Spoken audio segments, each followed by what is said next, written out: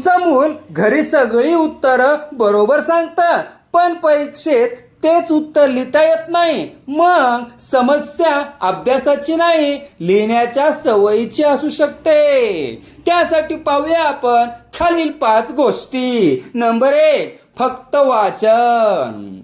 फक्त वाचत राहणं. वाचलेलं उत्तर स्वतःच्या शब्दात लिहिण्याचा सराव केला नाही तर पेपरमध्ये अडचण येऊ शकते. नंबर 2, वेळेचा सराव नसणं. घरी वेळ मर्यादा ठेवून उत्तर लिहिण्याचा सराव न करणं. परीक्षेत वेळेचं नियोजनही तितकंच महत्वाचं असतं. नंबर 3, उत्तराची रचना न समजणं. उत्तरात मुद्दे, क्रम आणि मांडणी याकडे लक्ष न देणं. योग्य रचना उत्तर अधिक स्पष्ट बनवते.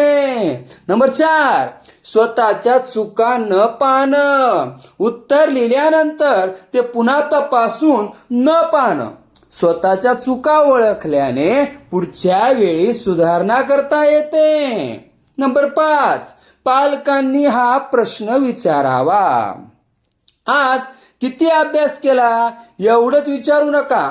आज तू स्वतः किती उत्तरं लिहून पाहिली हा प्रश्न मुलाच्या तयारीची खरी दिशा दाखवतो. विद्यार्थ्यांनो, तुम्हाला जास्त कठीण काय वाटतं? उत्तर आठवणं की ते नीट लिहिणं? कमेंटमध्ये आठवण किंवा लिहिणं असं लिहा. पालकांनो, हा व्हिडिओ आपल्या मुलासोबत नक्की शेअर करा.